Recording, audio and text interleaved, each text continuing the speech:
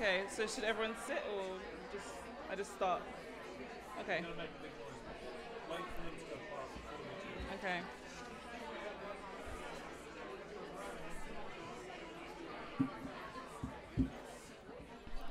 Hello. Hi, good evening everyone. I'd just like to extend a warm welcome to the Foreign Correspondents Club. My name is Zafora Jean Goetze and I am the Member Director of Programs here. I see so many familiar faces and tons of new ones, so I'm really glad that this turned out today. And thank you to all my colleagues from the United Nations and the ILO for coming to support me today. I really appreciate it. The FCCT, to me, has been a home away from home for about 3 years on and off now. And it's a fantastic place to come to meet tons of people from international news and media. It's a great place to chat, swap stories, and have a really good glass of wine. We host film nights on Monday, and for next week Monday, we'll be talking about Stephen Gleeson, American footballer, I hope I'm saying that right, and who suffers from ALS and his battle with this debilitating disease. Wednesdays, we normally have a fantastic panel of experts discussing anything from the Rohingya situation to Me Too to social policy. This place is a safe space, so you can always come and talk about just about anything. You can always feel free to be here and talk. And then this Friday, we've got the UN Women Migrants inaugural photo exhibition. So please feel free to come down this Friday because the two photographers will come and talk about their inspiration and what basically guided them to take such amazing photographs. You can look on the walls over there and they're just already out.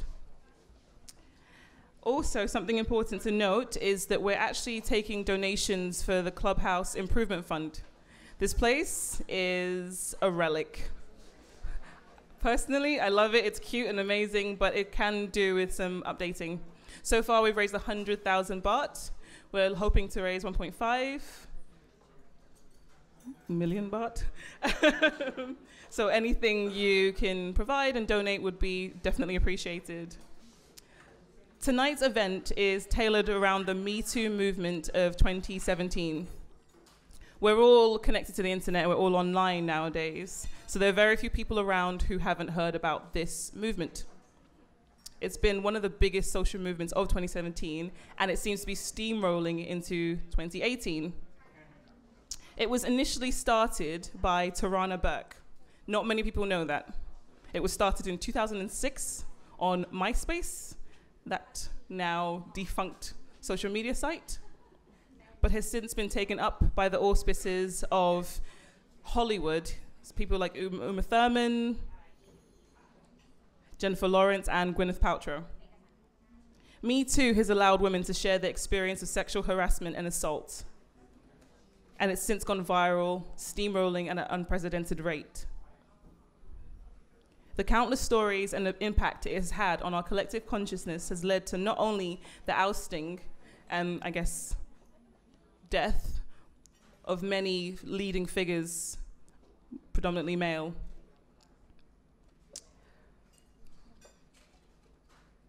It is also called for us to change our views on social policy. Watching the movement unfold on Twitter, as I have, has been a fascinating affair. Because what was started as a movement of empathy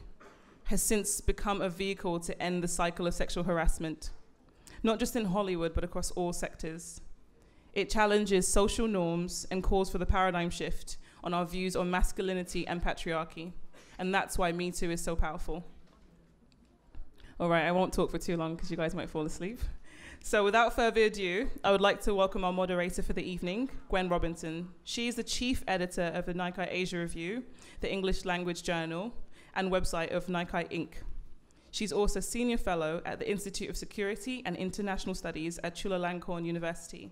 in Bangkok, specializing in Myanmar and Southeast Asian region. I'd like you all to give her a lovely welcome. Thank you.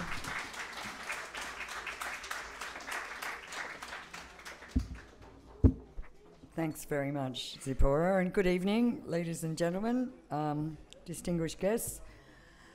So you all know the topic that we're here to discuss tonight, and I'd just like to invite our excellent panel up to take their seats. So, Kun Angkhana, Kun Mina, and just give it a moment, please, and then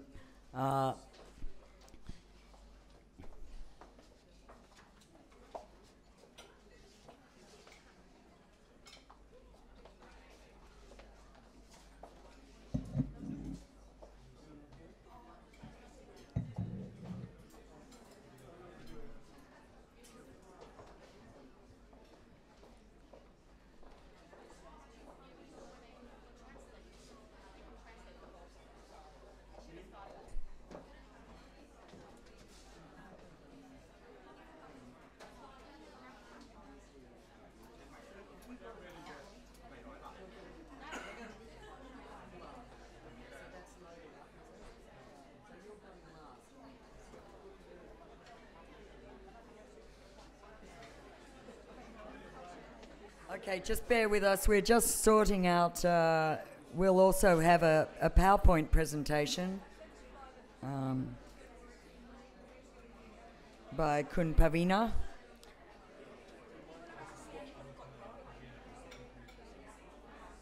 Oh, yeah. She has someone pointing for her. Oh, okay, so that's all right. Okay. Right, just to get the ball rolling while we're setting up, I think most of you have read the announcement, the notice for the evening, but just in case you haven't, or to refresh your memories, I'll just quickly introduce our panel. On my far right, first speaker is Kun Angkhana Neelapaijit, who is on the National Human Rights Commission of Thailand and has been since 2015. She's a prominent human rights activist and the wife of abducted human rights lawyer Somchai Neelaphaijit. And in 2006, she received the Asian Human Rights Defenders Award from the Asian Human Rights Commission, and in 2008 was designated a Woman of Achievement by the UN Women's Organization for Gender Equality and Empowerment. Next to her is Mina Mascola-Depre, yes, big hand for Kun Angkhana. Thank you. And then we have Mina Mascola-Depre of the ILO, who is a training and capacity building officer with the International Labour Organization. And she's been involved with the ILO's Better Work program since 2007, which involves dealing with the situation with workers, and particularly in the textile industry right through the Asian region. She has some very interesting insights into the situation in these factories, and she spent 5 years working in the ILO headquarters in Geneva, now based in Bangkok, leading its factory learning service, which includes training in sexual harassment in the garment industry. Next to her is Tararat Panya. She's a third-year law student at Thammasat University and has joined student activist groups in campaigning for democracy. But lately she's also known, particularly in the social media world, for her incredibly brave move in speaking out publicly on her experience of sexual assault and following up on the problems women face, seeking justice, and she'll tell us a little bit about that experience. And last but not least is Kun Pavina Hongsakun, who's a parliamentarian and a women's rights activist and founder of the Pavina Hongsakun Foundation, and she will give us a PowerPoint presentation. So, big hand to all of our panelists. And we'd like, first of all, for each of the panelists to perhaps put a few of their views out, 5 to 10 minutes. So, Kun Angkhani, we'll start with you, if that's okay. Angkhana. Thank you. Thank you very much. Is the microphone on? Yeah. Thank you very much. Yeah. Yeah, that's okay. I'm very excited today because Oh.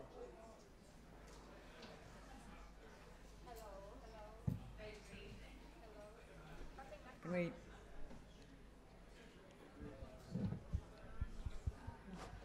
One, two, one.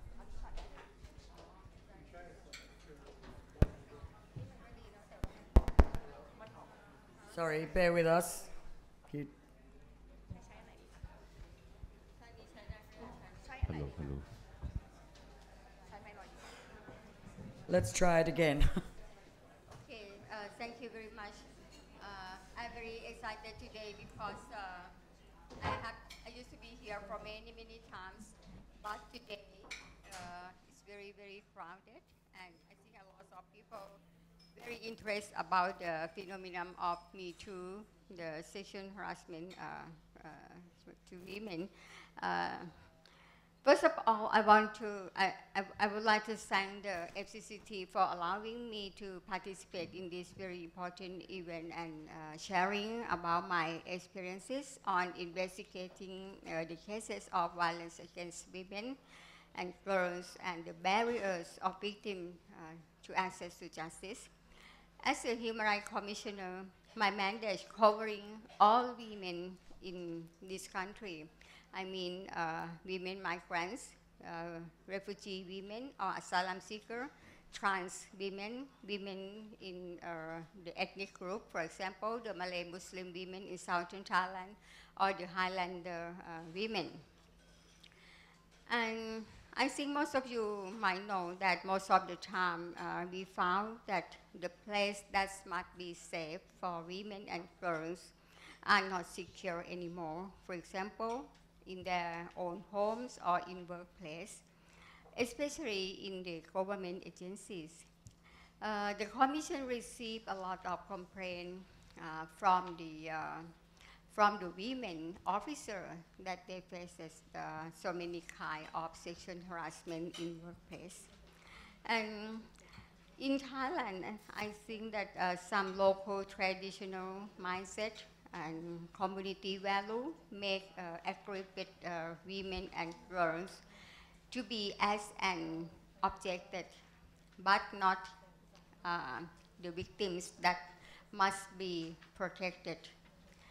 The question that aggregate women often faces, for example, how you dressed it,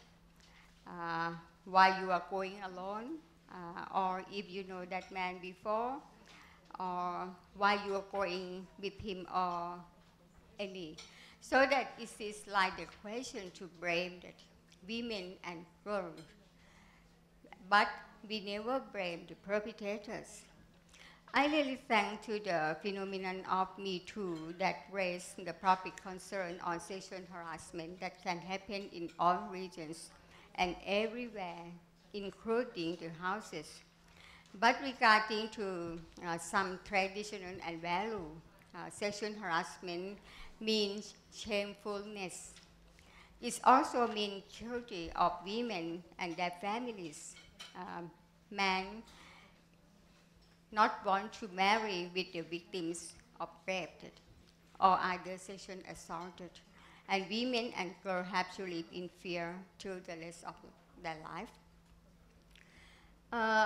In Thailand, we have many laws to guarantee rights of women and gender equality. For example, the Domestic Violence Victim Protection Act 2007. We have the Gender Equality Act 2015, or the Criminal Code that amended in 2007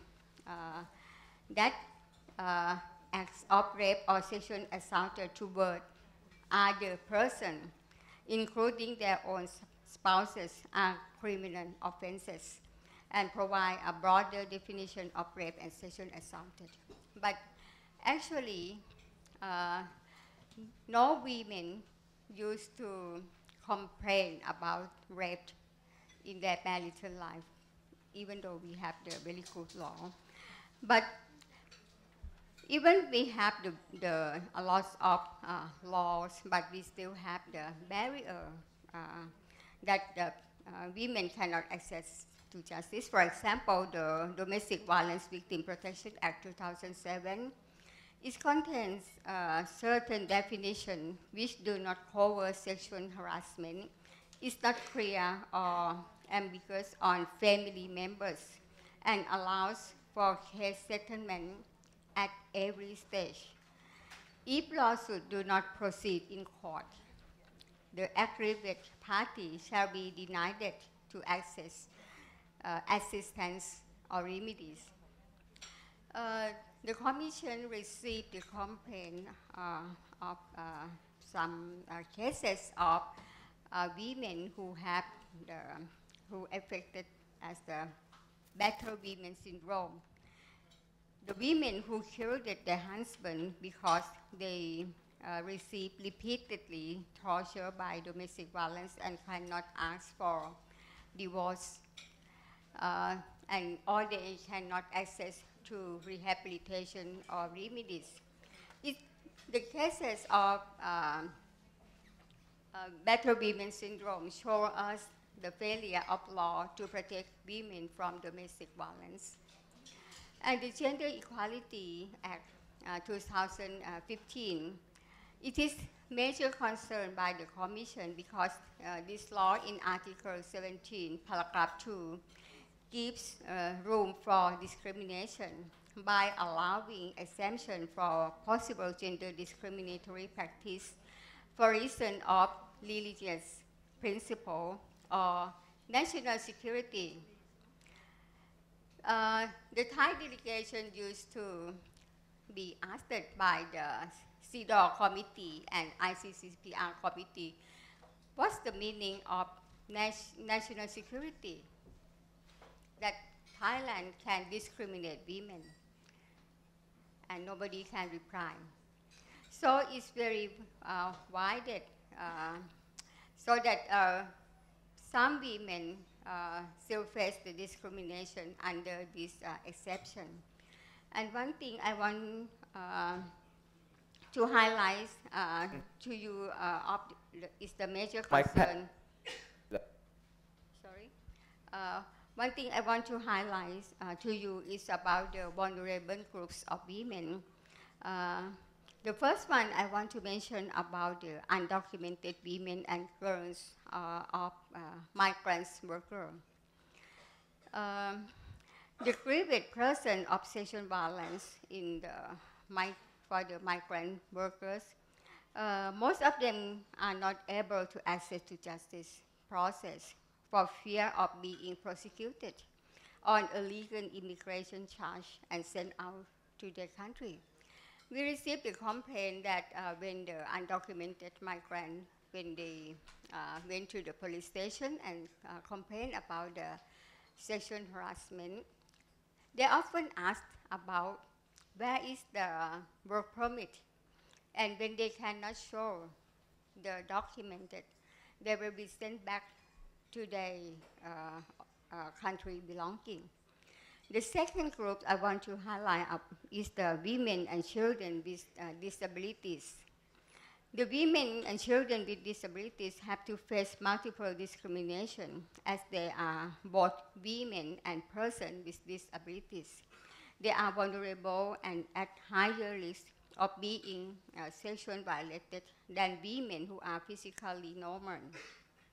Since they cannot defend themselves, and perhaps they are unable to communicate or identify the perpetrators, this makes it difficult to bring the perpetrators to justice. And the right to reproductive health of women and girls with disabilities is not unusually protected in the right way. For example, fosters to undergo sterilization to prevent unwanted pregnancies from sexual violation without proactive measures to protect them from such violation. So the women and girls with disabilities, especially for the mental disabilities. Most of them are forced to undergo sterilization to protect unwanted pregnancy. By they have nothing to guarantee that they must not be victims of sexual harassment. And the two groups that I want to mention is about the ethnic minorities, the Malay Muslim women in southern Thailand and the women of the Highlander women in the north. For the Malay Muslim women, they are in 4 provinces, in southern border provinces. They are under the Islamic family law, so that it's difficult for them to, when they receive domestic violence or sexual assaulted, when they complain to the police, most of the police will send them to the religious leader. But actually, domestic violence and sexual harassment is a crime. But in the sensitive area in southern Thailand, this makes women very difficult to access to justice. I want to highlight more about the role of the journalist that I think it is very important. Sometimes the commission often receive the complaint from the aggrieved women that some of the journalists violated their rights by showing their faces in the newspaper or in the website or whatever. And some women said that their suffering is only for sale by some journalists. One thing that quite progress in Thailand is about the protection sexual harassment in workplace. The National Human Rights Commission Thailand submit the report to the cabinet and in 2015, and in June 2015, the cabinet have the cabinet resolution 2015 to adopted the recommendation from National Human Rights Commission, and the cabinet agreed to have the code of conduct to protect sexual harassment in workplace. The ideology of the cabinet resolution is to apply in both state and non-state agencies. But code of conduct is not the law, so it cannot be forced. The commission still received a lot of complaints from the aggrieved women and girls who received the sexual harassment in workplace until now. I want to talk more about the sexual harassment recently, about sexual harassment in workplace in the Thailand Journalists Association. I think you might know. In the statement of Thailand Journalists Association, it summarized the investigation finding, and it said that the committee determined what happened. What happened is the misunderstanding that only involve testing and physical contact, as is normal for people who are close to one another. That potentially led to risks of sexual harassment, and nobody found guilty. So that we found that in all the both state and non-state actors, sexual harassment seems to be like normal in Thailand. So even in the journalist office, I think that this is like the I am, for myself, I'm not happy what people often said about tradition, about value, or whatever. In my experiences, I found that most of victims of sexual harassment have physical, psychological problems. Some of them face post-traumatic stress disorder and battered women syndrome. Some often have nightmare some feel that they have no value to start their new life, and some have depressive illness. So I really stand to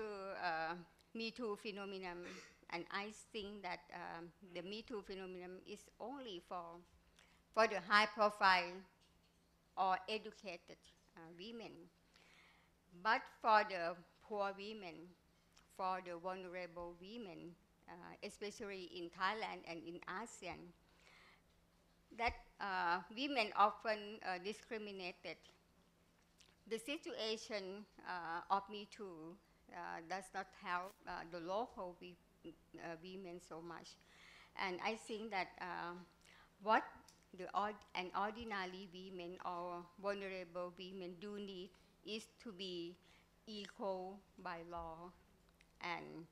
practices. And they must not discriminated regarding to their poverty or their education.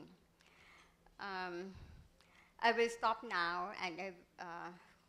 will be very happy to welcome your questions and comments. Thanks, Angkhana. We'll return to some of those very important issues, and I think next up, Mina, you will also look a little bit at the workplace situation in Asia, so over to you. Thank you very much. I think this microphone is working. So I'm very honored to be part of this panel of role model women in Thailand. I myself come from Finland, a country far away from here. So I work for the International Labour Organization for a program called Better Work, and we work in the garment industry in 7 countries in the world, and mostly here in Asia. We don't have a program in Thailand, but we cover neighboring countries such as Cambodia, Indonesia, Bangladesh, Vietnam. And what we do a lot of practical work at the factory level. We work with assessing the factories of labor conditions with the national labor law and international labor standards. And we also then set up different committees between workers and managers to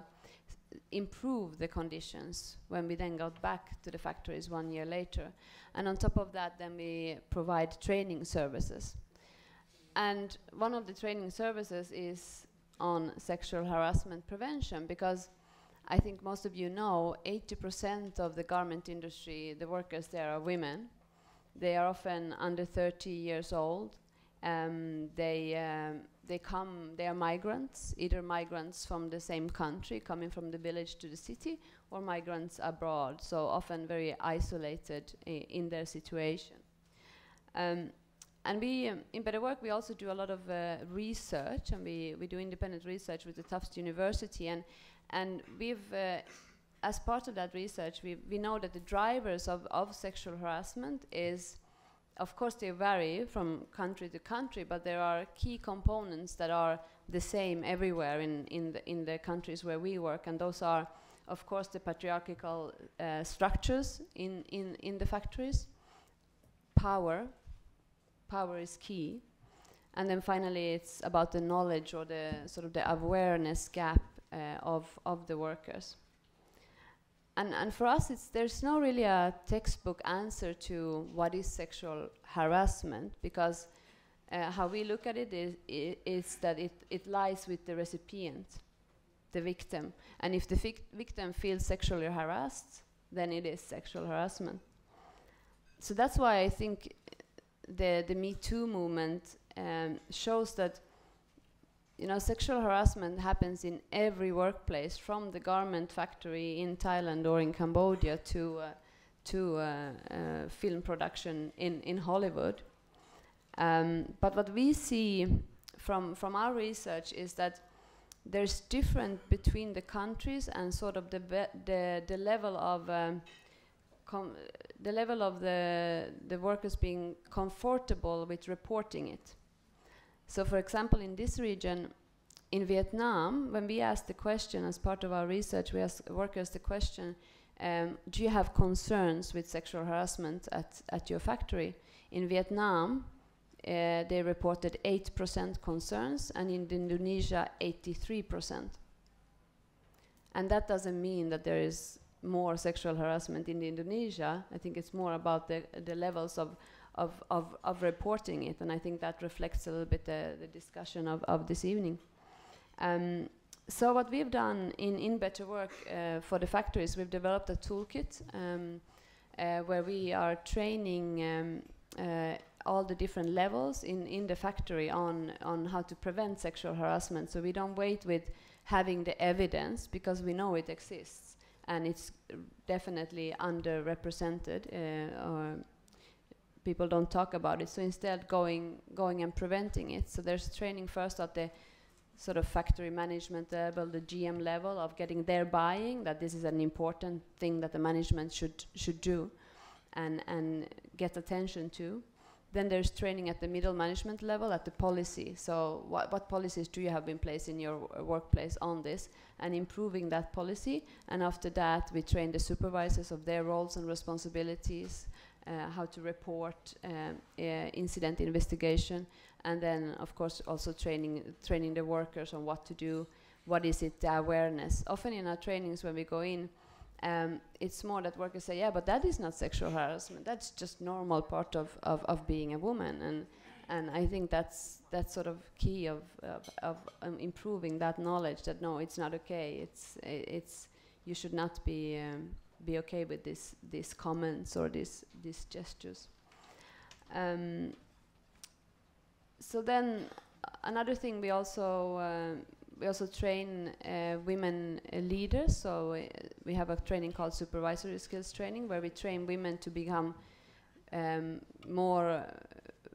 women to become the leaders, because in the garment factories where really the sexual harassment happens most is at the supervisory level. So there's the job segregation, where the women have the low-skilled jobs, they are on the line sewing the clothes, and the men are the supervisors, and they are also often in charge of the production targets. So it's piece rate system. So of course you ask then, okay, I'm gonna go and can you come and have a date with me tonight? And if she says no, then she might not be on the same line anymore, or be offered the overtime that she wants to work. So it's really about the power relationships. And we did an impact study 2 years ago that shows that if you have women as the leaders of these lines in the garment factory, productivity increases with 22%. So I think it's also important for us to look at the business case for the management, that there is actually a business case to empower women and have women as leaders. So I think I'll stop it there and welcome questions for later. Thank you. We'll return to that. Although I must say I'm just a bit curious what you meant about empowerment of women that would increase productivity. Are these specific measures or? No, so on the supervisory skills training, we train both women and men. Right. But on the lines where we train women, the increase was to 22%, and not on the lines of the men. That's very interesting. So we'll turn to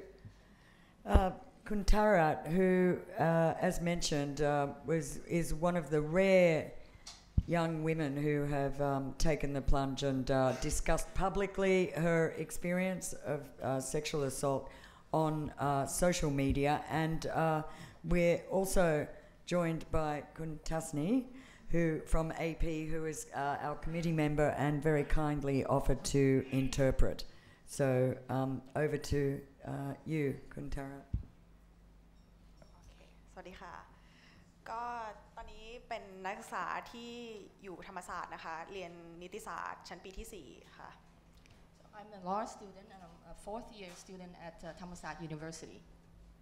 ค่ะเคยโดยส่วนตัวเมื่อปีที่แล้วค่ะมีประสบการณ์เกี่ยวกับเรื่องการคุกคามทางเพศนะคะโดยเพื่อนที่เป็นรุ่นพี่ในมหาลัยด้วยกัน I was a survivor of a sexual assault which was done by a senior from my own university, her own university. ค่ะคือหลังจากที่เกิดเหตุการณ์นั้นขึ้นมาก็เลยเลือกที่จะรีพอร์ตไปทางมหาวิทยาลัยค่ะให้มีการลงโทษมีการสอบสวนทางวินัยขึ้นมา I chose to go public and report it to the university so that there is investigation into the case and a punishment or disciplines made. คือหลังจากที่ส่งเรื่องไปที่ทางมหาวิทยาลัยค่ะหลังจากนั้นก็ได้มีการแบบพับลิกเรื่องราวตัวเองแบบว่าบน Facebook ค่ะเกี่ยวกับเรื่องเหตุการณ์ว่าตัวเองโดนอะไรมาบ้างแล้วทำไมถึงตัดสินใจที่จะโพสต์ลงทั้งที่คือคนส่วนมากเลือกที่จะเงียบ So after she reported to the university, she also decided to put detail, describe the details of what happened to her and her decision to go public on her Facebook and discuss what happened, even though most people chose to remain silent. คือในเนื้อความใน Facebook อะค่ะที่โพสต์อะค่ะเกี่ยวกับเรื่องว่าโดนกระทำอะไรมาบ้างคือเป็นเหตุการณ์โดยละเอียดเลยแล้วก็สาเหตุที่ตัดสินใจมาพูดเพราะว่าคือรู้สึกว่าอยากจะเอาชนะตัวเ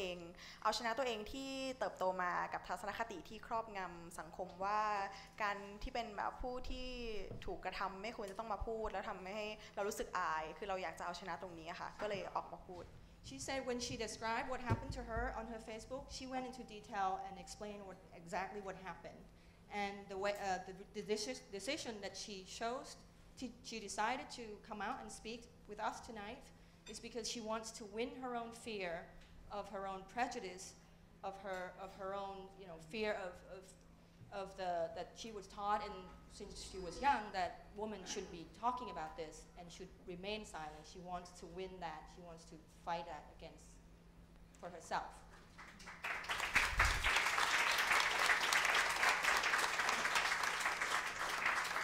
โอเคค่ะคือหลังจากที่โพสต์เหตุการณ์ลง Facebook คือมันก็มีกระแสสังคมเข้ามาที่เกิด victim blaming บ้างมีการไปโฟกัสที่เรื่องปัจจัยอย่างอื่นบ้างอย่างเช่นคือตอนที่เกิดเหตุนี่คือเราดื่มเครื่องดื่มแอลกอฮอล์ไปก็เลยทำให้โดนว่าเรื่องเราเอาตัวเองเข้าไปอยู่ในสถานการณ์ที่เสี่ยงไม่ระวังตัวเองค่ะประมาณว่าโทษตัวเรามากกว่าตัวคนที่กระทำผิด And after she posted of her experience, the response are including things like victim blaming, questioning whether or not she's been drinking, questioning why she's at that place that night. It's basically questioning whether or not she deserved to what happened. ค่ะคือหลังจากที่เราโพสต์ไปคือเราทำให้เห็นปัญหาหลายๆอย่างเรื่องทัศนคติของคนไทยที่ยังล้าหลังกับเรื่องแบบว่า rape culture มากๆคือเราก็เลยรู้สึกว่าเราอยากจะผลักดันเกี่ยวกับเรื่องเพศที่ผ่านมาเนี่ยคนไทยไม่ค่อยแบบว่ากล้าเปิดเผยเรื่องเพศคือเขาจะมองว่าเรื่องเพศมันเป็นเรื่องสกปรกเป็นเรื่องที่ไม่ควรจะพูดถึงคือเราอยากแบบผลักดันเรื่องนี้ให้มันเป็นเรื่องสาธารณะเป็นเรื่องที่แบบว่าสามารถแบบพูดถึงได้ทำให้คนมีความรู้ความเข้าใจที่ถูกต้อง So she said, and then that's the response reflected in her view that a very sort of old-fashioned view of what sex is and what sexual harassment is. So that's motivated her to come out and work on this and campaign on this more. And she said that most of Thai don't talk about sex, think sex is dirty, no discussions of sex is done on a public space, and she wants to change that. โอเคซึ่งคือถ้าเปรียบเทียบแบบปรากฏการณ์ในมีทูในต่างประเทศกับคือที่ในไทยนี่คือจะแตกต่างกันมากนะคะคือในต่างประเทศเนี่ยต้องเข้าใจว่าบริบทคือเขาค่อนข้างที่จะสนใจเรื่องสิทธิมนุษยชนแล้วก็ค่อนข้างที่จะตื่นตัวเรื่องสิทธิตรงนี้แต่ว่าปรากฏว่าคือคนไทยไม่ค่อยมีใครแบบพูดถึงเรื่องสิทธิคือเขาจะมองเรื่องสิทธิสตรีหรือว่า feminist movement เป็นกระแสรองที่แบบว่าคนทุกคนแบบไม่ค่อยสนใจกัน She said she thinks the Me Too movement here and compared to in the West is very different. Because she thinks that in the West, the awareness on human rights is much greater than here. Here, we don't even pay enough attention to human rights, and women's rights is always secondary to that. And she wants to see change in that. คืออีกส่วนหนึ่งที่มีทูในต่างประเทศรู้สึกว่าค่อนข้างที่จะเป็นที่นิยมก็เพราะว่าคือเริ่มมาจากคนที่มีชื่อเสียงในต่างประเทศนะคะเป็นดาราฮอลลีวูดอะไรเงี้ยสามารถแบบว่าใช้แฮชแท็กมีทูได้แต่ว่าคือที่ไทยเนี่ยเรารู้สึกว่าคนที่มีชื่อเสียงในไทยเนี่ยค่อนข้างที่จะผูกติดกับภาพลักษณ์บางอย่างก็คือซึ่งภาพลักษณ์ตรงนั้นมันก็ยังติดอยู่กับนอมของสังคมไทยอยู่ที่แบบรู้สึกว่าผู้ที่เสียหายไม่กล้าออกมาพูดปรากฏว่าพอแบบเป็นอย่างนี้เนี่ยดาราเซเลบที่ไทยคือก็เลยไม่ค่อยมีใครจะแตะเรื่องสิทธิผู้หญิงเท่าที่ควรค่ะ She said that another difference that Me Too in the West, it started off by very famous actress in Hollywood, and they are there to speak out. But in Thailand, celebrities are bound or have have to behave under the certain norms and are not dare to touch this issue and speak out on this issue at all. แล้วก็เรื่องที่สำคัญที่สุดก็คือแบบว่าเรื่องการศึกษาที่ปัญหาที่เรื่อง sexual harass ในไทยเนี่ยยังไม่ได้ถูกพูดถึงแล้วก็มีกระแสแบบด้านลบเกี่ยวกับคนที่เป็นเหยื่อเนี่ยรู้สึกว่าสิ่งหนึ่งก็คือการศึกษาที่ที่ไทยเนี่ยไม่ค่อยให้ความสำคัญเกี่ยวกับเรื่องเพศคือไม่ค่อยมีแบบว่าพื้นที่ที่จะดิสคัสเรื่องเพศอย่างถูกต้องค่ะ And another reason that why sexual harassment is not mentioned or being discussed in Thailand is also because of the Thai education. In Thai education, we're not encouraged to talk about sex, and we're not. เราไม่ได้คุยเรื่องนี้กันเลยใช่ค่ะไม่มีเลย There's no discussion period on sex. คือเรารู้สึกว่าถ้าเกิดว่ามันมีพื้นที่ที่จะพูดคุยเรื่องเพศกันอย่างแบบเปิดเผยทุกคนสามารถพูดเรื่องเพศได้มีความรู้ที่ถูกต้องกับมันคือเราว่าผลสุดท้ายแล้วมันจะนำไปสู่การพัฒนาเรื่อง movement ของ feminist เรื่อง sexual harass ขึ้นทำให้อาชญากรรมทางเพศลดลงได้ในอนาคตนะคะมีแนวโน้มที่ดีขึ้น So she believed that if there's more space for Thais to discuss more openly about sex and educate ourselves about what sexual rights are, and she thinks that Me Too movement could take off and it could lead to a better help or a better way to deal with sexual harassment in Thailand. ค่ะคือสุดท้ายคือเรามองว่าเรื่อง Me Too เป็นกระแสที่สำคัญมากๆแล้วก็เรารู้สึกว่าถ้าเกิดว่ามันมีคนพูดเรื่องว่าตัวเองแบบเคยเรฟเคยโดนข่มขืนโดนคุกคามขึ้นมาเยอะๆรู้สึกว่ามันคือการชี้ปัญหาแล้วทำให้เห็นปัญหาของกระบวนการทางกฎหมายหรือว่าทัศนคติทางสังคมแล้วสุดท้ายเนี่ยเราเชื่อว่าเรื่องการ sexual harass อะไรเงี้ยจะลดน้อยลงได้ในอนาคตประมาณนี้ขอบคุณค่ะ So in the end she thinks Me Too movement is important to have. It's important to have people to talk more about what they experience if they're victim or survivors or have experience in sexual harassment, and that would lead to less of these cases in Thailand and a better support for women.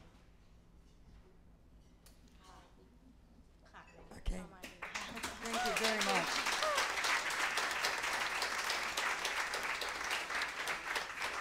So fascinating and brave account, which we'll return to, and thanks, Tasni. Excellent interpretation. So now we'll turn to Kun Pawina Hongsakun, parliamentarian, women's rights activist, and Kun Pawina, I think you have a PowerPoint presentation you're going to share with us. Okay. So I will speak Thai and let Kun Tasni speak English to translate for you. ต้องขอบคุณสมาคมผู้สื่อข่าวต่างประเทศนะคะที่ได้เปิดเวทีเสวนาเรื่องที่สำคัญอย่างยิ่งก็คือเรื่องการคุกคามทางเพศนะคะและเปิดเวที Me Too ค่ะ First of all, she would like to thank FCCT to invite her to speak and organize this event to talk about such an important issue. ค่ะเนื่องจากเวลาเนี่ยมันสั้นเหลือเกินนะปกติก็เดี๋ยวจะบรรยายทีชั่วโมง2 ชั่วโมงนะคะเพราะฉะนั้นวันนี้เราก็ต้องให้ดู PowerPoint ไปนะคะแล้วก็ท่านก็จะพูดไปแบบสั้นๆนะคะดิฉันเชื่อว่าคงจะได้ข้อมูลและเราก็จะมาดูว่ามีคำถามมาถามดิฉันว่าเมืองไทยมีการคุกคามทางเพศไหมเรามาดูใน PowerPoint ค่ะShe said she can talk for 2 hours, but she only has 10 minutes, so she'll try to be quick. And we'll go through the PowerPoint, and if the question is whether or not we have แล้วมาดูว่ามูลนิธิปวีณาเป็นอย่างไรนะคะก่อตั้งอย่างไร And she'll talk about what her foundation is doing and what's the foundation is mandate.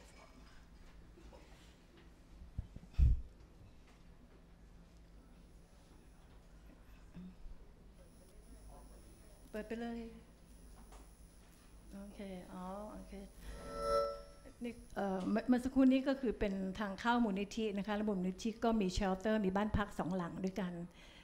ค่ะ That's the entrance to the foundation, and at the foundation they have 2 houses that serve as shelters.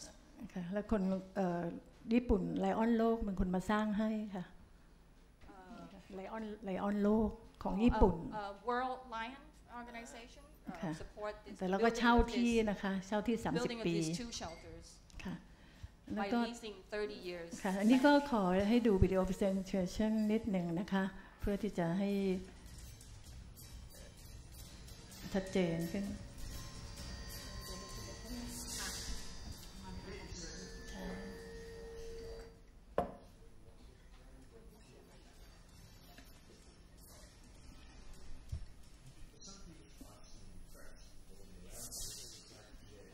ภาษาอังกฤษไม่ต้องแปล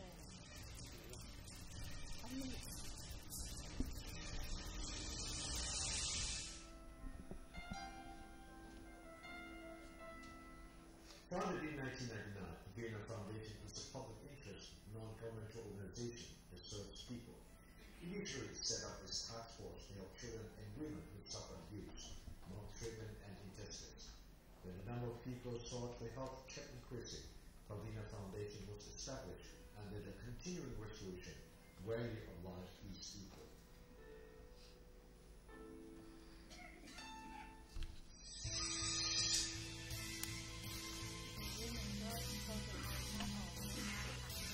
During the past 15 years until September 2014, statistics show that the contribution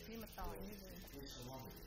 The Vienna Foundation has been submitted 92,392 cases.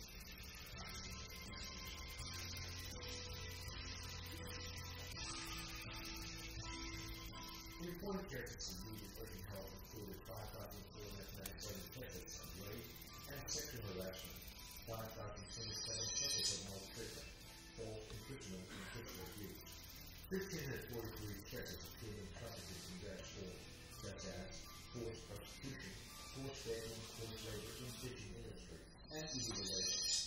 5,472 cases of domestic violence. Moreover, there were also cases of missing persons, homeless people, lost persons, and those who have health problems.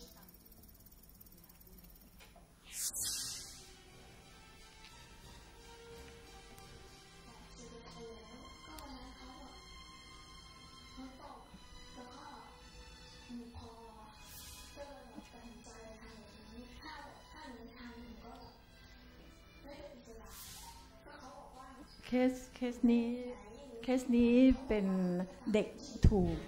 นักการเมืองท้องถิ่นข่มขืนนะคะ This is the case, or the woman in this case on the video is she was harassed or assaulted by a local politician. อันนี้ก็เป็นดาวของมหาวิทยาลัยนะคะโดนสารน้ำกรดนะ And then this is another case of a sort of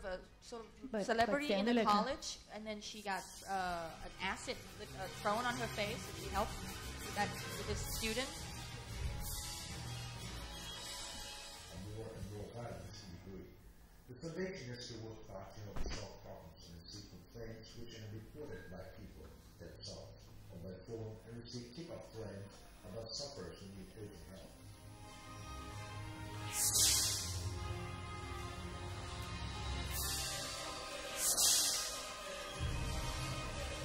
Each day, about 60 people in Thailand and overseas inform the foundation. The foundation has worked closely with public and private sectors, civil society, and mass media. With the cooperation of all sectors, it leads to the success of the foundation in working for society. The Vienna Foundation also has 2 shelters within its compound for people who seek for help from the foundation, so that they will have temporary accommodations during the process of treatment. ปัญหาสังคมไม่ใช่เป็นหน้าที่ความรับผิดชอบของคนใดคนหนึ่งหรือหน่วยงานใดหน่วยงานหนึ่งแต่ปัญหาสังคมนั้นพวกเราทุกคนจะต้องช่วยกันไม่ว่าจะเป็นภาครัฐภาคเอกชนประชาชนพวกเราทุกคนจะต้องร่วมกันปัญหาสังคมจึงจะลดน้อยลงไป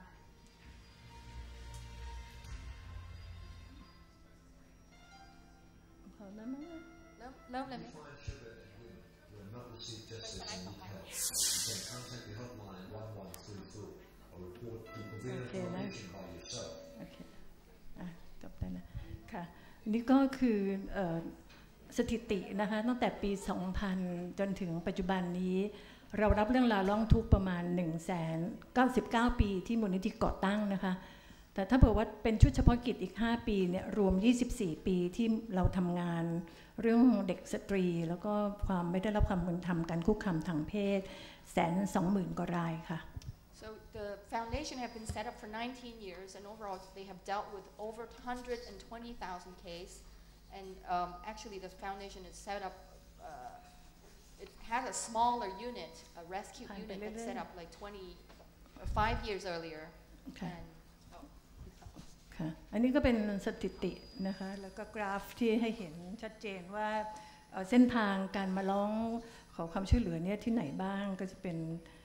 นะคะทางโทรศัพท์นะคะมาด้วยตนเองนะคะทางเพจอะไรต่างๆ So the earlier chart was how most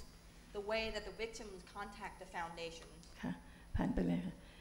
Oh, and this one too. ผ่านเลยนะผ่านไปเลยค่ะ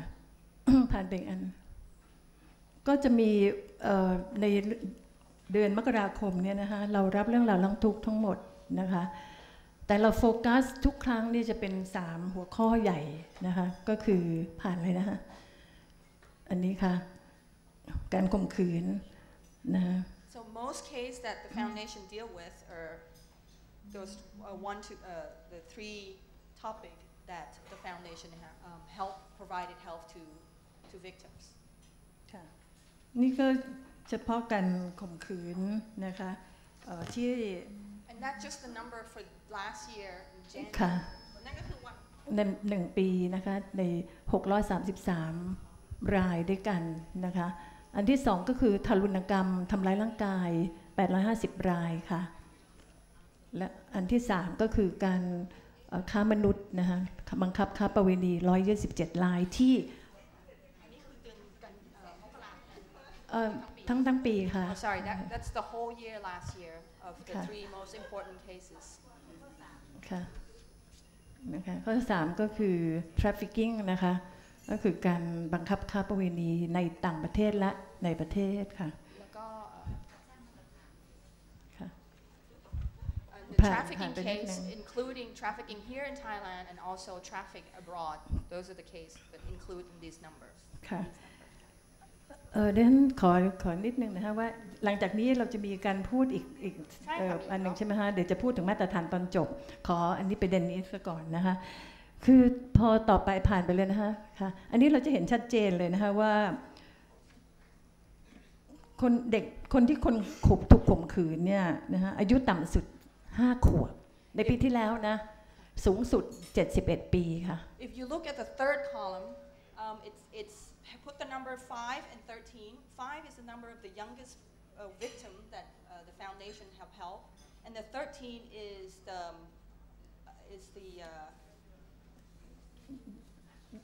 อายุมากสุดอายุ71 ปีที่ถูกข่มขืน the 5 years old is the victim, and the 13-year-old is the one who perpetrator. Sorry. ค่ะแล้วก็ผู้ที่ข่มขืนนะคะก็คือคนรู้จักสูงสุดนะคะ226 คน And if you look at the second column, the number 262 is the number of the cases that happened. The perpetrator are acquaintance or relatives. So those are the highest percentage of perpetrators. The second one is relatives. The third one is stepfather. Oh, sorry. The 41% acquaintance, 10% is relative, and the 9% is stepfathers. And the fourth one is quite. And the number 4.11% is actual father, who are the perpetrators. The next number 2.84 are teachers. ค่ะนั่นก็คือมูลนิธิเราจะรับเรื่องราวร้องทุกข์เนี่ยส่วนใหญ่จะเป็นเด็กที่ยากจนนะคะแล้วก็นับวันก็อายุน้อยลงขณะนี้เด็กต่ำกับ10 ขวบเนี่ยจะถูกข่มขืนซะมากที่สุด Most of her cases are impoverished female victims, and she found in her experience the age of the victims go lower and lower each year that she worked in this field. Under 10 years old even though. Many much more cases under 10 years old. นะคะเพราะฉะนั้นเรามองชัดเจนเลยว่าการข่มขืนเนี่ยมันไม่ใช่เลือกอายุนะคือเขาโอกาสเท่านั้นเองโอกาสของคนเลวที่เขาจะไปเข้าไปเจอใครตรงนั้นต่างหาก Sexual harassment isn't age related at all. She thinks it's the opportunity if there's opportunity presents for perpetrators. ตรงนั้นเป็นเรื่องที่สำคัญยิ่งอย่างเช่นผู้หญิงอายุ71ปีเนี่ยอยู่ในบ้านอย่างเงี้ยเขาอยู่คนเดียวทุกคนก็คิดว่าคงปลอดภัยอะไรที่แท้ก็คนข้างบ้านเข้ามาข่มขืนอะไรอย่างเงี้ยค่ะ And she was talking about if you look at the fourth column, the number 71 is her oldest, the age of the oldest victims, and the perpetrator in that case is 51-year-old. And in this case, she was alone in her home, and it was a neighbor who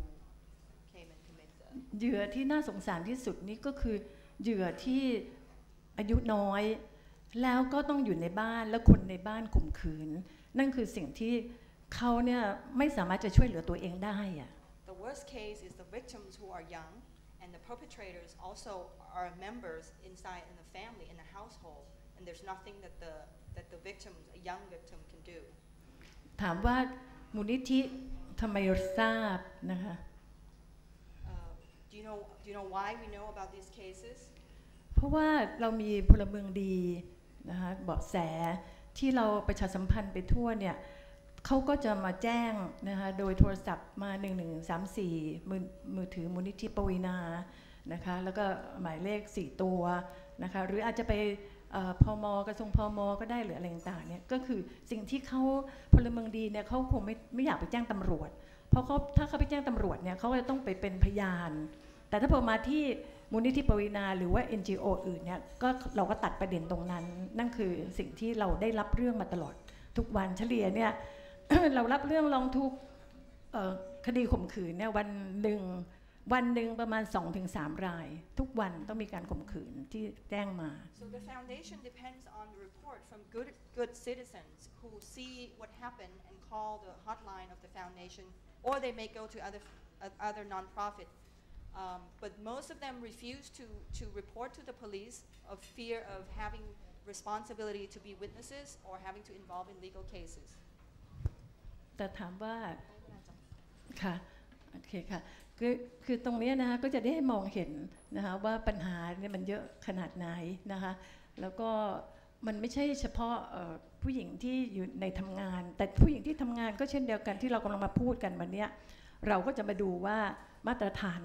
เราจะทำไงนะคะสิ่งต่างๆนั้นอยากจะข้ามไปนิดหนึ่งอย่างน้อยท่านจะได้รู้ว่าการทารุณกรรมทำร้ายร่างกายนอกจากการข่มขืนแล้วเนี่ยจำนวนเท่าไหร่นะคะผ่านที่รับเรื่องราว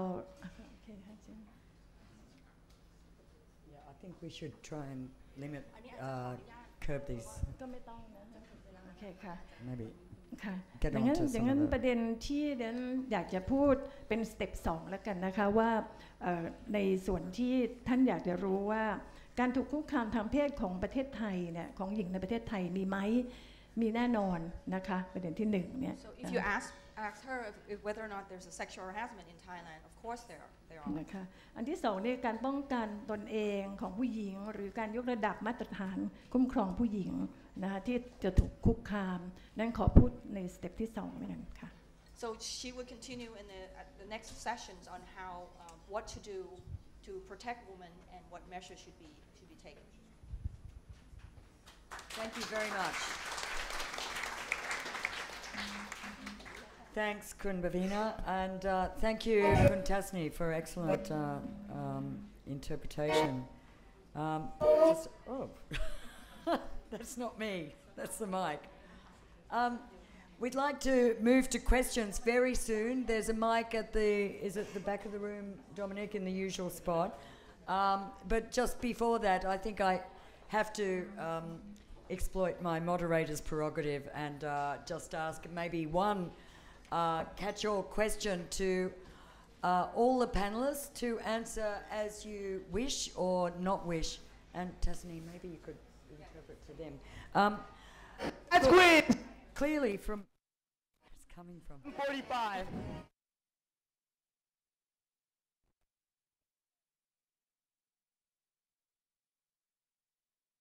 This is not working. Can I maybe use that? Okay. Thank you. Hello? Hello? Hello? Is that working? Okay. I just had one question, which is clearly from all these fantastic insights we've had from each of the panelists, each of them very different and really very valuable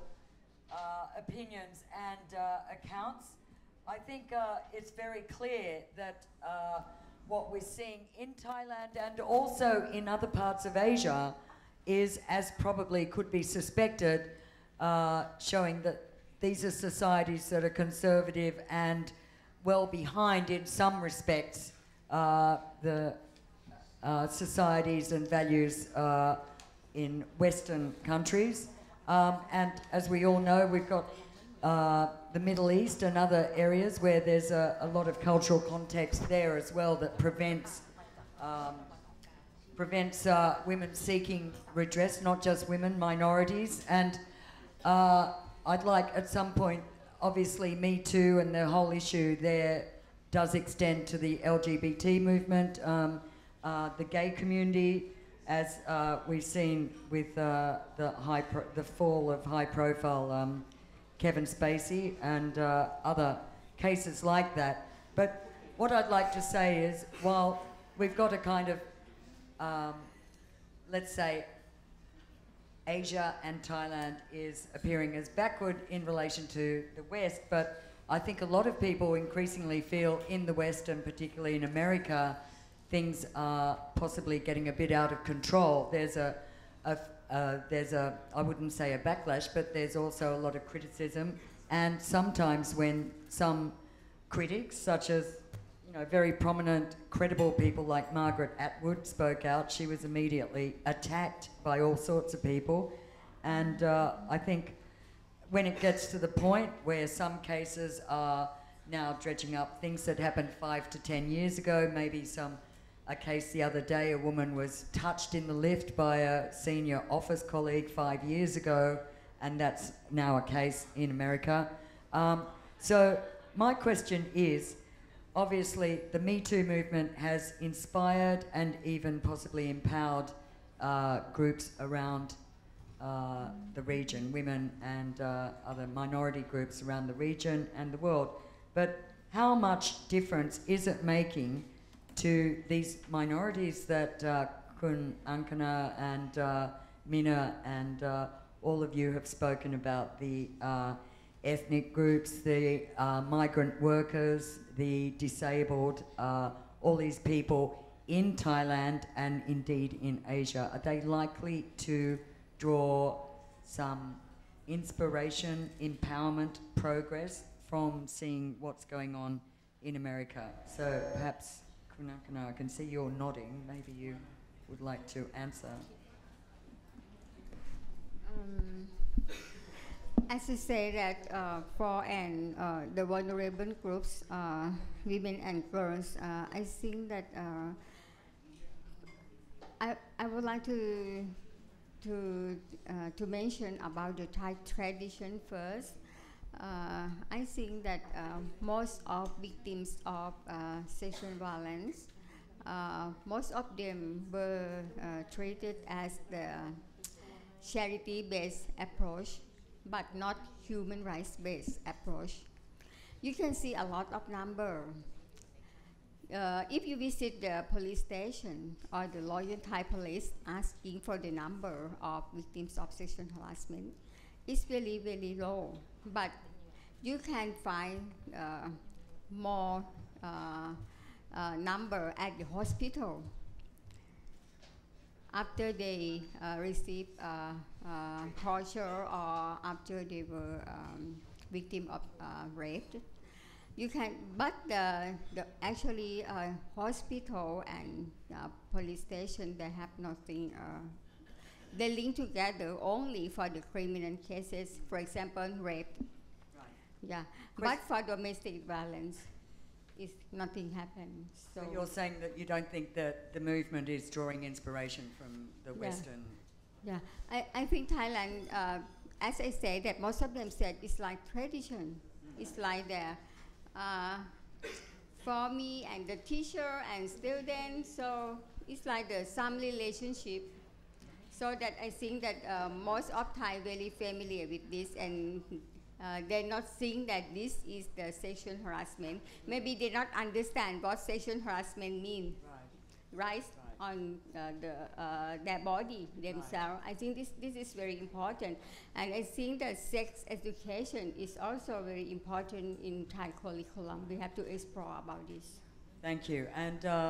what are you seeing in the factory floors in the region? I mean, do you think it's been registered that this huge movement is happening? I mean, surely social media alone would spread this word. Do you think it's making any difference? To be frank, no. No, not much. I mean, from the countries where we work, the only countries where actually the workers, the low-skilled workers that have a mobile phone with internet are maybe Indonesia, and the other countries it's not there yet. They are illiterate workers. I think it has to come from the country, and if the country and my colleague here was saying if the celebrities in that country or in the region would take it on, I think that would be much more. The workers could relate to that much better than it being far away in a Western country. So that relates to Tararat's point that there are no celebrities in Thailand really adopting the issue. But Tararat, perhaps you could maybe tell us if you think the Me Too movement has helped in what you're seeing on your social media. You mentioned that you had a lot of supporters as well as critics. Do you think the Me Too movement is making any difference, and your example as well will empower or make a difference to others to follow suit?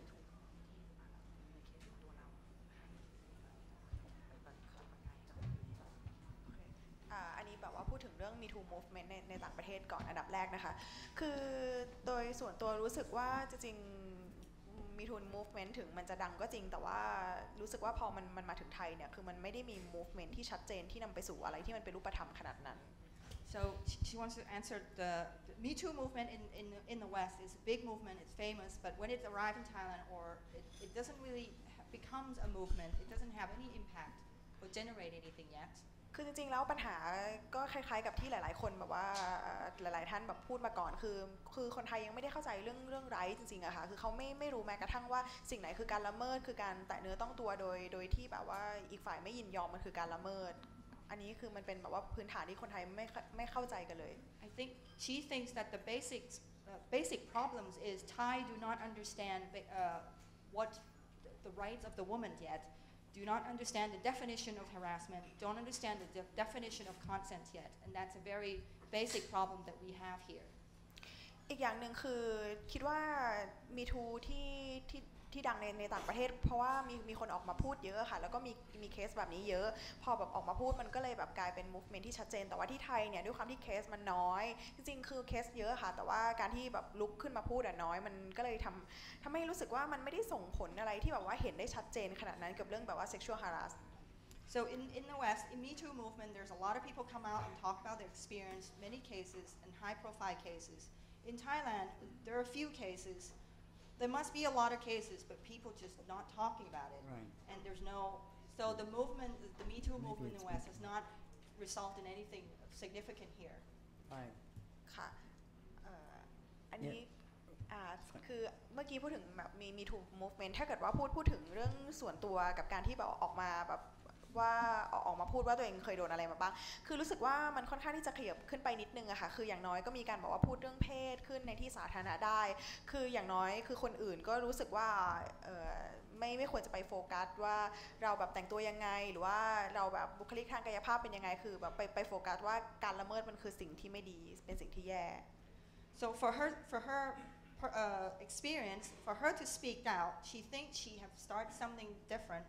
She thinks that she have created a space where people can discuss, what is sex and consent means, and not talking about, how you dress and how you get yourself in that situation, and talk more about the actual consent bit. ค่ะคือแล้วก็ส่วนตัวคือมองว่ามันไม่จำเป็นจะต้องเป็นมีทูคือมีทูเป็นโมเดลที่น่าสนใจก็จริงอะนะคะแต่ว่าคือถ้าเกิดว่าเราจะไปคือมันไม่จำเป็นว่าทุกคนจะต้องออกมาพูดแล้วก็ออกมาเรียกร้องอะไรอย่างเงี้ยค่ะคือรู้สึกว่าถ้าเกิดว่าทุกคนแบบว่าเข้าใจเรื่องไร้ดีพอแล้วก็คือจริงๆแล้วมันอาจจะไม่จำเป็นจะต้องมีทูก็ได้ She think we may not need Me Too movement, but what we need is understanding of women's rights, and if everybody understand what those rights are, and then we don't need the Me Too movement to Thank you solve very the much. problem. That's excellent. Thank you. And lastly, Kun Parina, before we move to questions, do you think that the whole Me Too issue is, making an impact in Thailand and the kind of people and victims you're dealing with? โอเคค่ะนั้นคิดว่าเป็นเรื่องที่ดีนะคะถึงแม้ว่าเมืองไทยอาจจะยังไม่รู้จักมีทูก็ตามแต่ว่าอย่างน้อยวันนี้ก็รู้เยอะเลยนะค่ะแล้วก็เป็นตัวอย่างที่ดีที่เราควรจะเปิดเผยเพราะว่าคนไทยเราบางทีก็ไม่เหมือนคุณธัญรัตน์นะคะน้องธัญรัตน์ก็ตบมือให้น้องธัญรัตน์ด้วยนะคะที่มีความกล้าหาญก็อาจจะเป็นคนหนึ่งในต่อไปในอนาคตที่จะต้องเปิดตัวแล้วก็เป็นตัวอย่างที่ดีเพราะคนเรามันต้องมีความกล้าหาญนะคะมีความกล้าในส่วนนี้ So she thinks that Me Too movement is important, even though maybe Thai people may not be aware of this movement, but it has set a good example that people should speak out on if they're victims, and she praised Kun Thararat for speaking out, and she will probably in the future could lead or playing a role in opening up this space for discussions on this issue. Thank you very much. And thank you to all of you. Now we'll just move to, I know there are a few people out there who would like to ask questions. Please use the microphone there and please identify yourself and keep the question short. I'll try. Hello, I'm Sephora. I actually have a question because in the West there's a certain cynicism about Me Too right now. It's sort of used by men and there's sort of kind of co-opted it and now don't really believe in it. It's a way to sort of repair the gender imbalance. So, what can men do to get involved with Me Too? This isn't actually my question, it was posed to me, so I'm just playing devil's advocate. Maybe we should get a man to answer it. Do any of you on the panel have an... I'd like to pose this question to Mina. To Mina, did you say? To me, I want to give that back to the men in the room. I think that's fair. I wanna give it to the men in the room, and I wanna add something, and that is sort of the notion of power. It's all about power, right? And the notion of power, that it's sort of a pie diagram, and if women are getting a bigger piece of the cake or the pie, does that mean that men are losing power? So is that what it's about? Is it about the win and lose game? Right. Is there a man in this room who would like to... Did someone say yes? Yes. My name is Aaron Walnut. I'm a freelance journalist and also an adult survivor of childhood sexual abuse. I'd like to preface my comments with my absolute support, admiration for Kunthara and her willingness to come and speak publicly on such an issue in a society where, as she mentioned in her comments, there's a very conservative attitude towards sex. I have somewhat less respect for some of the comments by Mina, which perhaps reinforces some of my prejudice about the uselessness of the NGO movement. In my instance, I was actually sexually abused by a woman,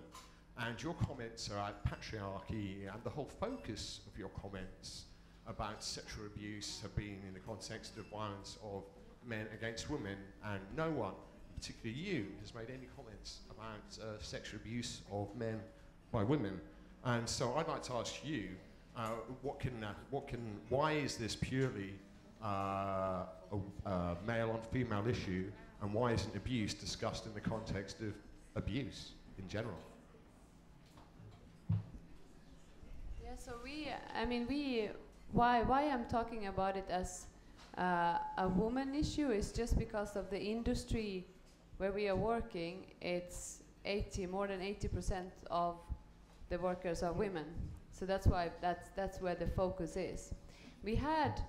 haven't had any men reporting sexual harassment at the moment in the in the factories where. Can I just finish? Have you asked? Can you just finish, please? Yes. We have asked. So in the countries where we are currently active, we haven't gotten any men reporting any incident. However, very interestingly, we had quite a lot. We had a country program before in Lesotho, in Africa, and there was quite a lot of reporting on that when you had the female supervisors, they were actually sexually harassing the men. But that only came from that country program where we don't work anymore. But at the moment in Asia, unfortunately, the reports that come out is just on that way. I'm sure it exists. I mean, it does. It's just that it's not being reported at the moment. I would also respectfully suggest, and I did mention that the man and man issue. So I mean, it extends to LGBT and other groups as well. I would think that Me Too has kind of touched off a whole sort of newer level of awareness and willingness to act on all these sort of forms of. Let's hope so. Yes, thanks for that. Michael? Thank you. Michael Mackey, freelance journalist. Two questions, if I may, one either side of the issue. Has anybody any comment or any information about the role that internet pornography and the easy access to it is playing in the rise of sexual harassment? And the other thing is, how do you move forward? And this goes back to the issue of the Western comparative with Me Too. That is not me. My Thai is not that good, because it strikes me that one of the things that Me Too in the West has going for it is that it comes within constitutional societies where the rule of law is established and well known, and all that also is not me. And also where you have a political process that is understood and well known. I sometimes struggle, that is not me. Always again. 2 classes, oh my God, love you. And I would like to point out that is definitely not me. Just carry on, Michael, but keep it short, can you? Well, the point I was coming to is, yes, there's no rule of law, there's no sort of transparent, accountable politics anywhere within Asia. Within those contexts, how do you think that a Me Too movement in Asia can actually move the issue forward? Well, yeah, I think that was kind of slightly covered by this question I just recently asked about whether Me Too will make a difference. And I think it was pretty depressing that some of our panelists think not. But anyway, the role of internet porn, would any of you like to comment on that? Yes, Kun Pavina? ขอบคุณนะคะที่ได้ให้ข้อมูลอันนี้มาจริงๆแล้วประเทศไทยเรามีปัญหามากสำหรับเด็กตอนนี้อินเทอร์เน็ตโทรศัพท์นะคะเด็กมีปัญหามากตอนนี้ค่ะก็เด็กทุกคนใช้โทรศัพท์ทั้งนั้นมีใครไหมที่เดินไปแล้วไม่เห็นไม่ใช้โทรศัพท์ She feel that in Thailand we do have a problem of younger young boy who have access to internet and of course some bad materials ค่ะแล้วก็พ่อแม่เนี่ยไม่มีโอกาสที่จะดูแลเขาเพราะว่ายากจนหรือยังไงหรือต้องไปทำงาน and families parents do not have time to spend with their children and cannot monitor their activities แล้วก็พ่อแม่ก็ไม่มีความรู้พอด้วยที่จะเข้าไปดูถึงอินเทอร์เน็ตหรือลูกเล่นอะไร and parents may not be techno savvy enough to realize what their children are up to on their phone or on internet เพราะฉะนั้นในปัจจุบันเนี่ยจะเห็นว่าเด็กเนี่ยที่ถูกข่มขืนจริงๆนะจะต่ำกว่า10 ขวบเนี่ยทั้งเด็กผู้หญิงผู้ชายอ่ะแต่เด็กที่อายุ11ขึ้นไปเนี่ยจะดูเล่นอินเทอร์เน็ตในแชทอะไรต่างๆแล้วก็โดนหลอกทางนี้ค่ะ So she think the result is that the age of the victims are getting younger, and that underage victims are also being lured through the internet, contacted by perpetrators through internet. ก็อาจจะเป็นลักษณะที่ว่าโดนหลอกไปแล้วหรือสมัครใจไปบางทีก็พ่อแม่วิ่งมาร้องไห้อายุ12 13บอกว่าลูกหายไปโดนขโมยแต่ไม่ใช่หนีตามเข้าไปเนี่ยเพราะเขาก็เล่นพวกนี้ฮะ So she's received so many cases of underage children, young people run away or disappear because they went and meet up with someone who contacted them through internet, and the parents have no idea what happened. Right. This is not exactly the role of internet porn, which was the question. I mean, I just wonder if any of the panelists have a view on.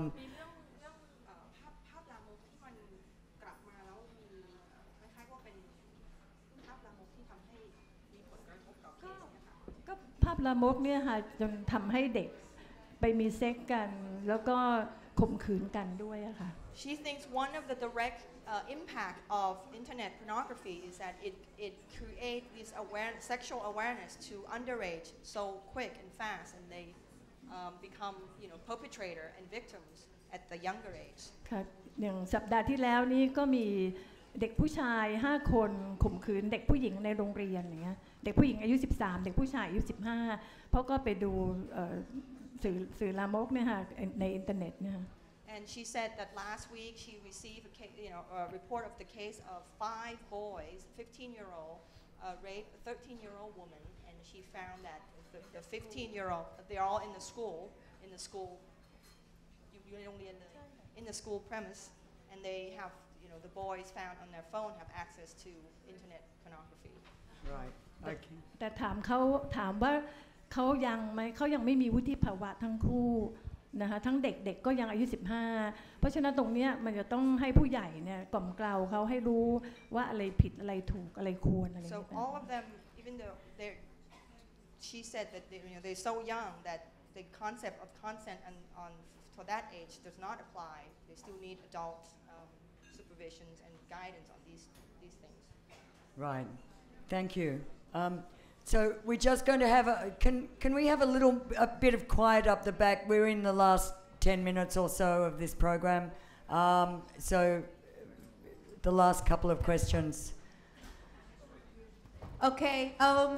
Good evening, ladies and gentlemen, distinguished guests, the past, Her Excellency Pavina. I would like to draw my question. Sorry, can you identify yourself, please? My name is Kun Tum Ka. I'm a very non-active member since 1985 in the FCCT, before your time. Okay. So I would like to draw my requirements or the question to Her Excellency Pavina before that. Actually, Thailand having a criminal law regarding with the sexual harassment about 12 code, but it's never been happened before because of the minimal payment for the fine is only 40,000 baht. So I would like to mention that the international law sexual harassment is only go to the only 2 code into the international in the whole wide world is a quid pro quo harassment. Sorry, could you maybe just ask the question very quickly? I want to know that it depends on the lawmaker. If you've been keep talking the whole night, it's never been happened. It's have to go to the lawmaker. Yeah, that's a very good question. Okay, so you're saying should politicians... The first day, if the man doing something wrong for the women, and the second day, the guy who's doing wrong for the women, and the third days, the government of Laos country give them execution. Right. But in Thailand, the law is not very strong. Thank you. So you're focusing on the role of lawmakers, and it's could they do more? Nothing that you've been talking the whole day because of blah blah blah, but it depends on the lawmaker. Right. Because I am the lawmaker. Okay. I am working into the kind of the attorney before, so. Okay, thank you. It's nothing happened before. Okay, thank you. Thank you คุณตุ่มนะคุณตุ่มใช่ไหมคะ ใช่ค่ะท่านคะ ตุ้ม Thank คิดว่า you นะคะท่านค่ะเดี๋ยวขอคุณปวีณาตอบก่อนนะคะ lawmaker ค่ะขอบคุณค่ะ thank you very much จริงๆ แล้วกฎหมายบ้านเราเข้มแข็งนะคะstrong แต่ผู้ปฏิบัติไม่ดีตำรวจไม่ได้ใช้หรือเจ้าหน้าที่ของรัฐนะคะไม่ได้ใช้กฎหมายให้ศักดิ์สิทธิ์นะกฎหมายก็เลยเป็นเพียงกระดาษแผ่นเดียวเพราะบางทีไปเนี่ยเด็กเข้าไปร้องทุกข์ขออะไรต่างๆเนี่ยนะคะอย่างเช่นข่มขืนเนี่ยไปแจ้งหรือว่าถูกทำร้ายร่างกายอย่างเงี้ยกลายเป็นบอกเรื่องของครอบครัวไปหรืออะไรเงี้ยคือใช้กฎหมายผิดกฎหมายอาจจะใช้พรบกฎหมายอาญาก็ได้หรือจะใช้พรบคุ้มครองเด็กก็ได้แต่เขาไปใช้กฎหมายที่อ่อนตรงนั้นต่างหากนะคะ Her answer is that Thailand actually have a very strong law against sexual harassment, but the problem is the law enforcement and the enforcer does not have the capability to use those law properly. She used the case of of sexual harassment within families, but there's one case and the police end up charging a very minor charge and avoid sexual harassment charge and use like batteries or just simple assault charge instead of properly investigate and charge them on sexual harassment. Okay, thanks so much. We'll move on. As I said, we've got just a few more questions. I can see we've got quite a few askers, so please keep it very tight. Yeah. Okay. Good evening, everyone. I'm Ian. I'm from the Philippines, and I work for the International Organization for Migration as a security analyst for Asia Pacific. So, brief comment and question from my side, please. Earlier, you mentioned about patriarchy, power, and information gap or awareness gap in terms of the problem with women, with sexual abuse in Thailand. But also, how will you address this problem? Like how, as you said earlier as well, that the most vulnerable groups and are not targeted as well. How do you move forward from this? And from my side, just a brief comment from the Philippines. I'm not sure about how the Thai police works, but in the Philippines we have women and children's desk in every police stations, and reporting has increased drastically with sexual abuse and cases. Maybe we can learn from this as well. Thanks. I think Angkhana, maybe you want to answer that? Keep it short, please. We're in the last. Okay. I think we have a lot of problem about access to justice since the beginning of justice system at the police station. We do need, that you can imagine when women, when they agree with women, the victims, when they go to the police station, they have no special room for women, and they have not enough police women for investigation. So the Commission often receive the complaint from the women that when women go to police station and when they say that they were raped, everybody in the police station will look at them asking some silly question or whatever. That make women not want to go to the police station. And the second thing is about the delay process. I think that from my experiences, sometimes the cases is really clear, but the process is too long. Maybe at the it spent nearly 2 years at the police station. It's still not sent to the court, especially for the vulnerable women, the migrants workers. This is the problem of the implementation of the law. Thank you. Next question. Mike, just identify yourself and keep it short.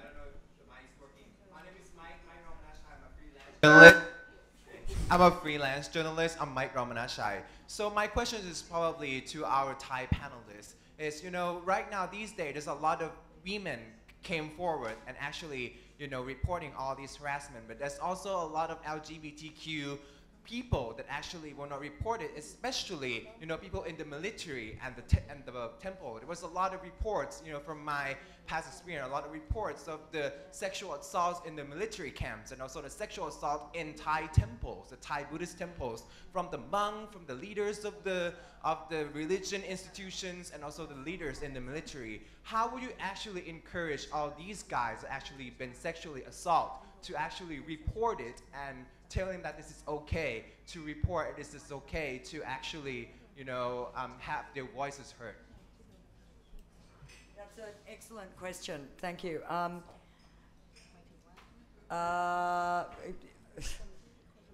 So, okay, very quickly, and then maybe couldn't.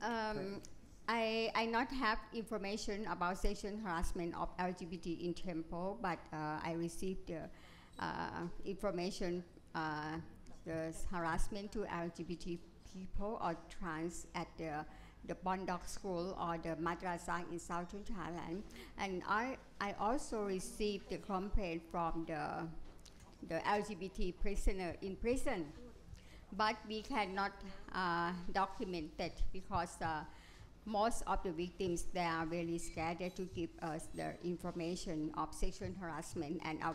the most important is about the evidence. It's difficult to find the evidence because you know that when we visit the detention facilities, sometimes it's still too long. And regarding to the refugee children, we received the report that a lot of refugee children they were raped in the detention facilities, but difficult to. You're talking about homosexual or gay, right? Okay, thank you. I think we'll just move on here, and please. Hi, my name is Chon Thanatkan Thanetilut. I'm a staff writer at BK Magazine. I would like to touch back to the internet porn issue that Michael raised. I mean, in Thailand, we wouldn't even need to go that far. Look at the television. The whole soap opera, Thai soap operas, is like super promoting rape culture. I don't know if you as a foreigner know much about the Thai lakon plot at all, but then you would have like the good man raping the woman and then, or keeping her as a sex slave and then having a baby together and then they would live happily ever after. Like, I mean, we wouldn't even need to go that far to internet porn, you know, and nobody mentioned it. I'm actually quite shocked that none of the panel speakers touched on this topic. So, and so what's the question? Well, my question would be. I think we have to limit it to one at this point. It's okay. We have time. You don't have to panic. I'm not panicking. I just think that you haven't asked what the question is. Well, yeah, I have to explain things first. No, sorry, I said there's very limited time. Can you just say what the question was? Well, I guess, would you say, well, and the whole soap opera that being made in the country, there are still women enjoying that. Would you say that, and then when Kun Pawina would rescue the women who has been sexually assaulted, she would cover the face of those women. Do you think maybe we unnecessarily victimize the victims too much, like overly doing it, that it makes people like so ashamed of being sexually assaulted that they don't even want to come out and speak out anymore? Do any of you?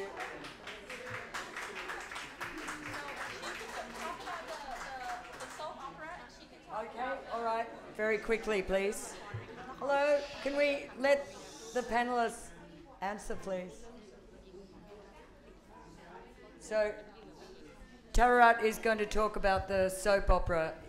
issue, and Kun Pavina is going to. โอเคค่ะคือกำลังจะพูดถึงเรื่องละครไทยอะค่ะคือปกติแล้วเนี่ยคือคนไทยจะชอบแบบว่าเสพแบบแมสมีเดียมากๆค่ะค่ะแล้วก็คือในละครไทยเนี่ยคือมันจะพยายามจะสร้างเรียกว่าอะไรมายาคติของคนที่เป็นเหยื่อว่าจะต้องเป็นคนที่เรียบร้อยเป็นคนที่ไม่ดื่มเหล้า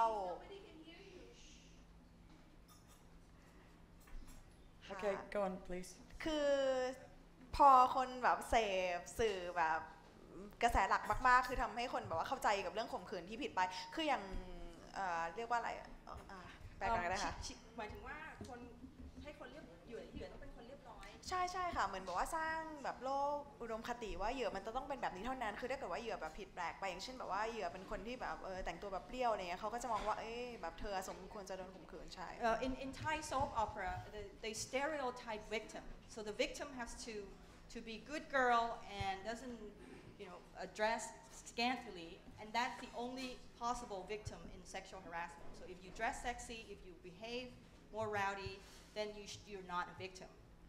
คือจริงๆแล้วสื่อแบบมีส่วนสำคัญในการแบบช่วยส่งเสริมทัศนคติแบบเรื่องการคุกคามทางเพศได้นะคะคือจริงๆสื่อควรจะแบบผลิตเนื้อหาที่มันส่งเสริมสนับสนุนว่าเรื่องสิทธิอะไรอย่างเงี้ยค่ะแล้วก็ถ้าเกิดว่ามีละครที่เกี่ยวกับเรื่องให้บทสรุปบทสุดท้ายเนี่ยแบบนางร้ายต้องกลายแบบเป็นแบบต้องโดนข่มขืนอะไรอย่างเงี้ยค่ะจริงๆสื่อจะช่วยกันวิพากษ์วิจารณ์เพื่อให้มันพัฒนาดีขึ้นได้ So she thinks that the media obviously played a role in this and can help guide the society have a better understanding on what what sexual harassment is. Right. Is that it? Thank you. Yeah, and can I just add, don't forget we have a Prime Minister in this country who said that only ugly women should wear bikinis because attractive women who wear bikinis are asking for it. อันนี้ต้องคุณอังคณาก็นั่งอยู่ตรงนี้นะคะนั้นกรรมการสิทธิมนุษยชนอยู่นี่คือจริงๆแล้วตรงนี้มันก็เป็นกฎหมายนะคะที่ชัดเจนแล้วเราก็พยายามที่จะไม่ให้เห็นเพราะว่ามันเป็นกฎหมายนะที่จะไม่ให้ได้กระทบกับเขาหรือว่าไม่ได้เห็นหน้า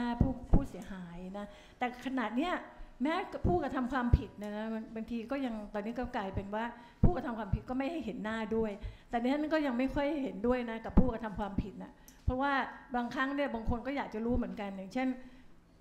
ยกตัวอย่างรปภเมื่ออาทิตย์ที่แล้วเนี่ยมีรปภไปอนาจารOkay, translate first. I'm sorry. On the issue of face masks, I believe the person who asked the question is asking whether or not putting a mask over a victim make the victim victimize the victim even further. Looks like making him look such a victim. She said it's a law. You have to. It's Thai laws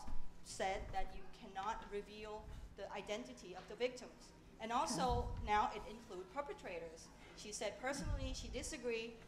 People need to know who the perpetrator are, but the law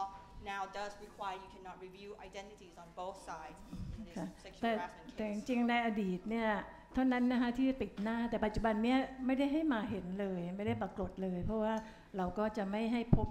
กับเหยื่อเลยค่ะ In fact, the putting the mask things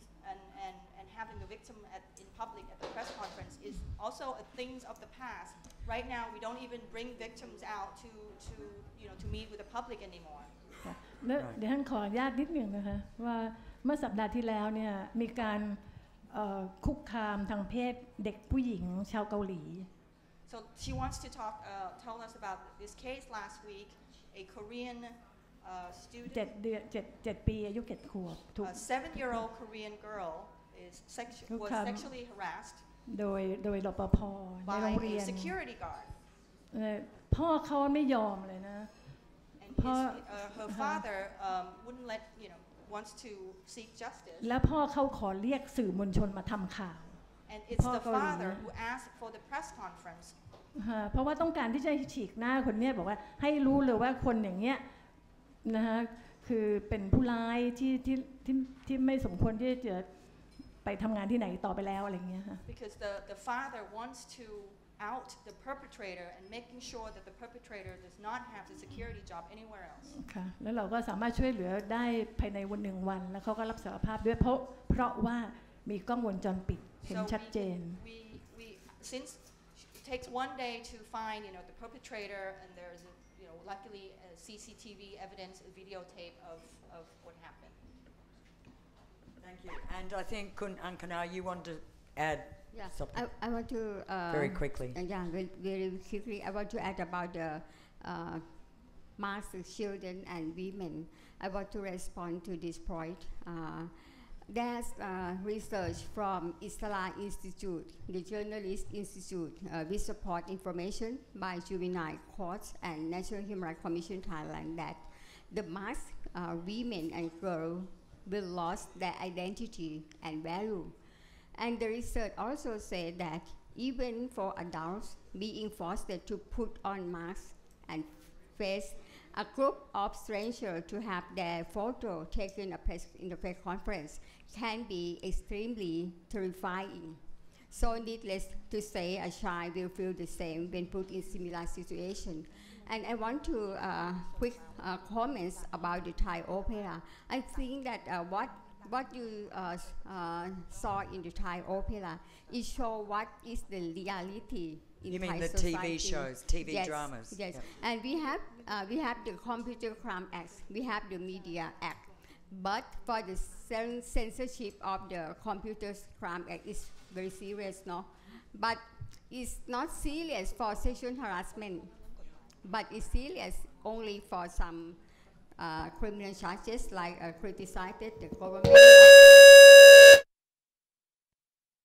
Yes, only. Doesn't work. I think the Computer Crime Act is for the Technology Crime Suppression Division. They investigated only the cases of people who criticized the government or the NCPO, but not for sexual harassment. Thank you. Finally, final question. Sorry, well maybe My name one is more. Staffan So, Hellström. I'm the ambassador of Sweden to Thailand. Ambassador of Sweden, thank you. So. I believe we men. Maybe try just standing a little bit. Yep, try that. That should be okay. I believe we men should speak out, take a stand, fight the structures that are to a large extent behind this kind of harassment that we've discussed here tonight. And I would like to ask, I was deeply impressed by Kuntararat and your story. I would like to ask you, what more could men like me do to support you and to support change?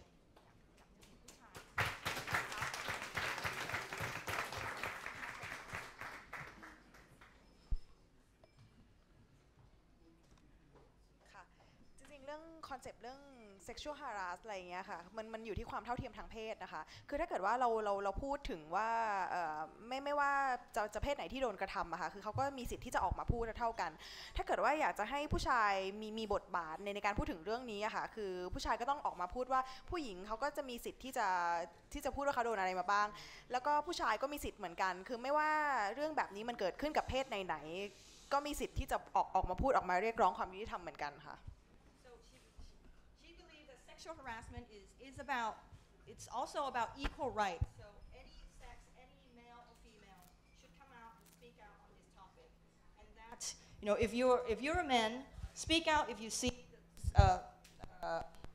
know or see sexual harassment cases. And if you're men who are victims, also come out and speak out. ใช่ค่ะประมาณนี้ Thank you. And okay, final one, since you waited so long.